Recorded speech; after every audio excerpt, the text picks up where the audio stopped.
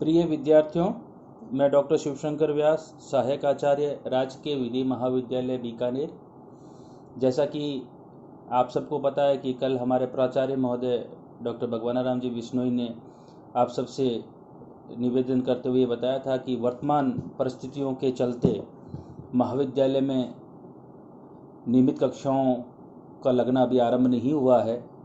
तो ऐसे में आप सबके हितार्थ राज्य सरकार के निर्देशों की अनुपालना में महाविद्यालय परिवार अब आपके साथ YouTube चैनल, ई कंटेंट, असाइनमेंट, क्वेश्चन पेपर के जरिए आप लोगों की क्लासेस लेता रहेगा। नए विद्यार्थी जो सेकेंड ईयर से थर्ड ईयर में आएंगे और वो विद्यार्थी जो मेरे वर्तमान में थर्ड ईयर में हैं, जिनके अभी पेपर होना बाकी है, उन सब के साथ आज हम नए सिरे से शुरुआत कर रहे हैं। हमारा पेपर ड्राफ्टिंग प्लीडिंग जो LLB थर्ड ईयर में आपका 9th पेपर है, drafting pleading convincing and moot court trial.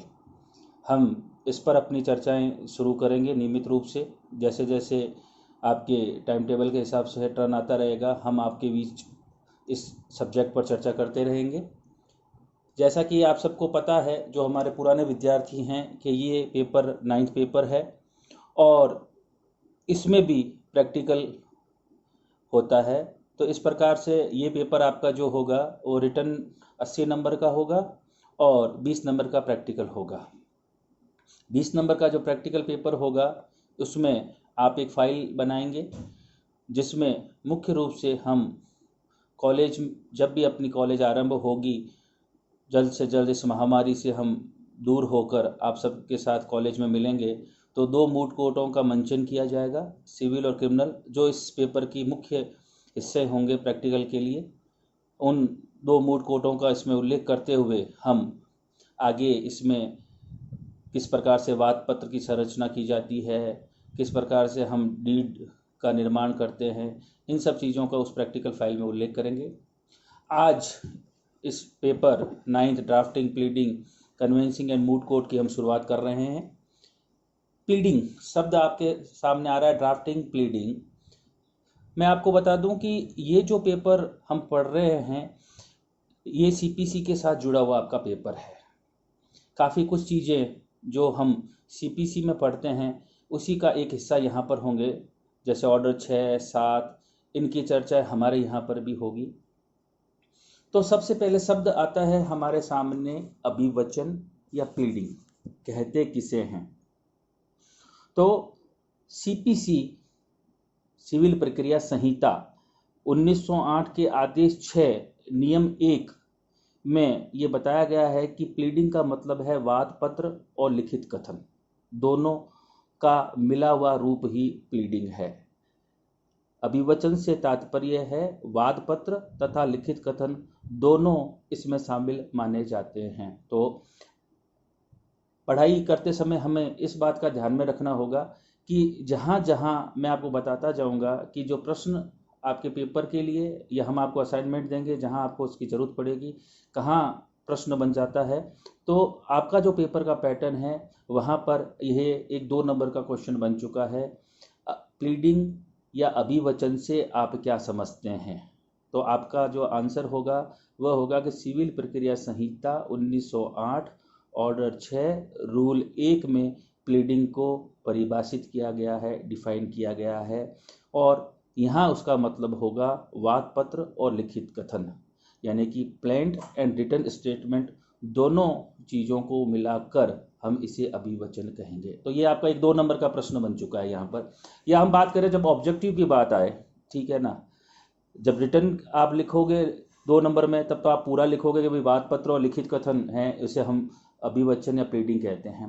प्रश्न आपके सामने इस प्रकार भी आ सकता है, अभी ऑब्जेक्टिव जब हम बात करते हैं, अभिवचन को परिभाषित किया गया है। अब आपके पास में नीचे ABCD 4 ऑप्शन आपके पास में आ जाएंगे, ठीक है ना। तो कंपटीशन की तैयारी भी साथ में इस तरीके से होती जाएगी। तो 4 ऑप्शन होंगे, जिसमें जैसे कि हमने अपनी चर्चा की है, हमारा जो ऑप्शन होगा वो होगा ऑर्डर 6 रूल 1, यानी कि ABCD।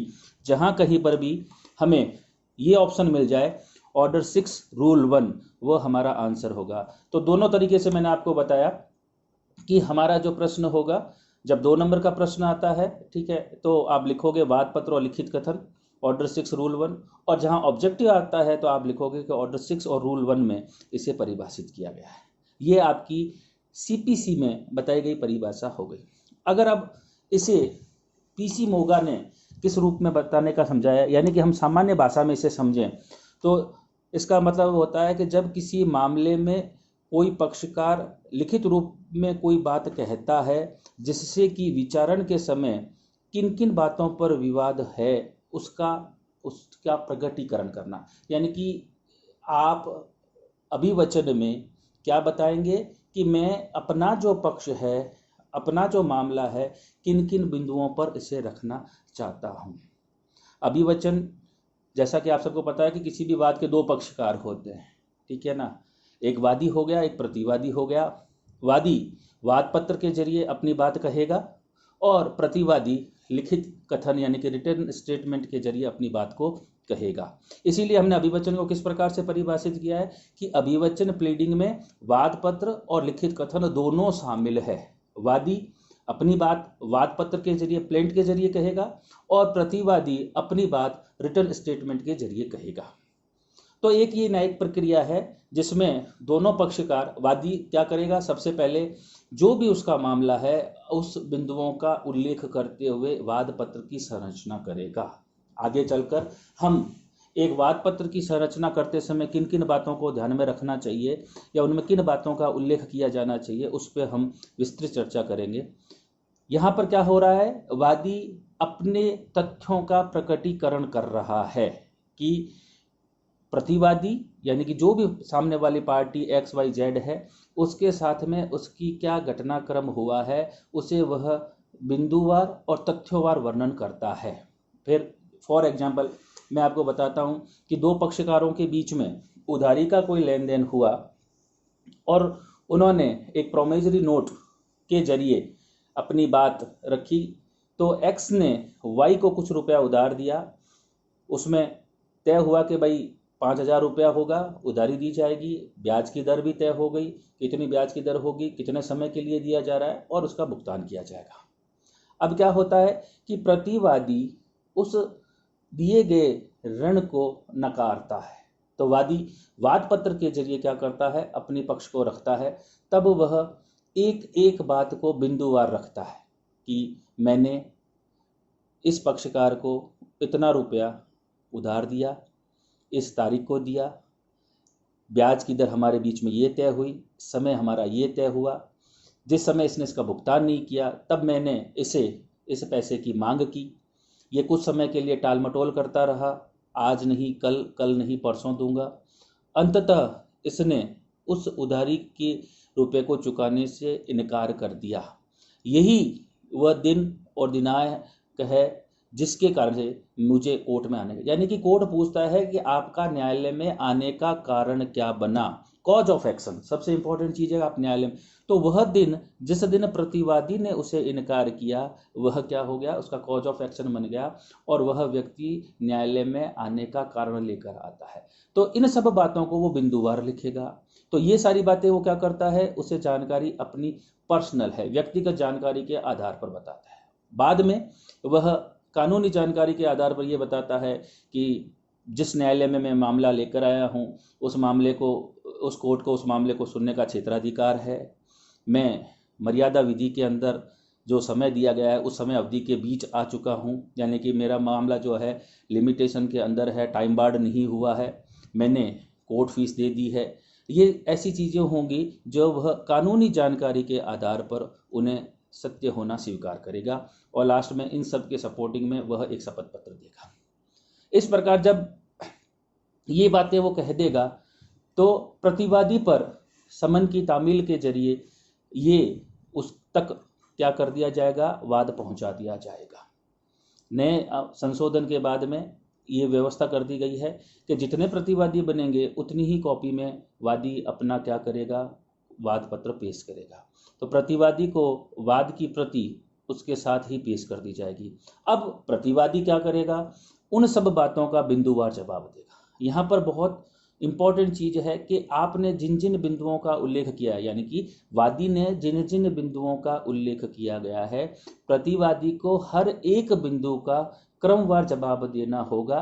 क्या उसे स्वीकार है या नहीं है, या है तो किस रूप में है और नहीं है तो किस रूप में है। आप उसे गोलमोल जवाब नहीं दे सकते। जैसे उसने लिखा है कि 5,000 रुपये की लेन देन हुई, तो उसे लिखना पड़ेगा हाँ हुई या नहीं हुई। हुई तो ठीक है, नहीं हुई तो 5,000 की नहीं, हमारी उधारी 4,000 की हुई। बाद में वो उसकी सपोर्टिंग पेश करेगा कि 5 नहीं सब 4,000 की बात हुई थी। क्या इतनी ब्याज की दर तय हुई, हाँ हुई या नहीं हुई। उसने कहा कि मैंने 5,000 रुपये उधार दिए हैं और आज तक उसने 1 रुपया भी चुकाया नहीं है, तो आप क्या करोगे साहब? नहीं, 5,000 रुपये बकाया नहीं है, उसमें से मैंने 2,000 रुपया जमा करवा दिया है और मेरा 3,000 बकाया है। तो आपको हर एक बिंदुवार उसका जवाब देना होगा। इस प्रकार वादी अपना वाद पत्र और प्रतिवादी अपना रिटर्न स्टेटमेंट दोनों न्यायालय के समक्ष प्रस्तुत कर देंगे। अब न्यायालय उन दोनों द्वारा प्रस्तुत प्लेंट और रिटर्न स्टेटमेंट के आधार पर क्या करेगा? तनकी का निर्माण करेगा। ये उर्दू शब्द है तनकी, यानी कि इश्यूज फ्रेम करना, यानी कि विवाद का जो बिंदु है उस बिंदु या झगड़े की जड़ को तय करने के प्रश्न बनाएगा। क्या वादी 5,000 रुपये वसूल करने का हकदार है? क्या प्रतिवादी उसे चुकाने के लिए दायित्वाधीन है? इस प्रकार झगड़े की जड़ को क्या करेगा? न्यायालय तय करेगा और मामले को उन बिंदुओं तक सीमित कर देगा, यानी कि पक्षकारों को अपने इन बिंदुओं पर ही क्या करना होगा? जवाब पेश करना होगा। उसके बाद दोनों अपने अपने साक्ष्यों के जरिए उस मामले को सिद्ध करेंगे और न्यायालय निर्णय देंगे। तो इस प्रकार से हमने पहले ये देखने का प्रयास किया कि हमारा जो पेपर अभिवचन, जिसकी हमने शुरुआत की है, प्लीडिंग, इस प्लीडिंग में हम क्या बताना चाह रहे हैं कि वाद पत्र और लिखित कथन, मैंने एक एग्जाम्पल के जरिए आपको समझाने का प्रयास किया, इन दोनों के मिले हुए रूप को हम क्या कह रहे हैं? प्लीडिंग कह रहे हैं। और अगली क्लास में जब हम इसकी शुरुआत करेंगे तब हम ये बात करेंगे कि इस प्लीडिंग जो हम तैयार कर रहे हैं उसके ऑब्जेक्ट्स क्या हैं। आज हमने जो चर्चा की है उस पर हमारा एक प्रश्न इंपॉर्टेंट बन गया है, अभिवचन से क्या अभिप्राय है, या अभिवचन को कहाँ परिभाषित किया गया है। कल हम जब चर्चा करेंगे तो हम इसके ऊपर ऑब्जेक्टिव की बात करेंगे कि अभिवचन या प्लीडिंग के ऑब्जेक्ट्स क्या है। Thank you.